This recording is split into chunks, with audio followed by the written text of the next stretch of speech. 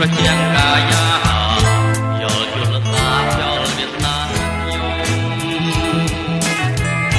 ពេលណាដួងចិត្តការបាត់ហងយល់បានជួយខ្ញុំអាចស្ដាយយល់អើយយល់បានចាប់ថាគុំហេតុអរបានហេតុជានេះបាត់ស្លាប់ក៏មិនពេញឡើយយល់អើយចូលចាំសុំទេយល់អើយយល់ទុនលេច័ន្ទ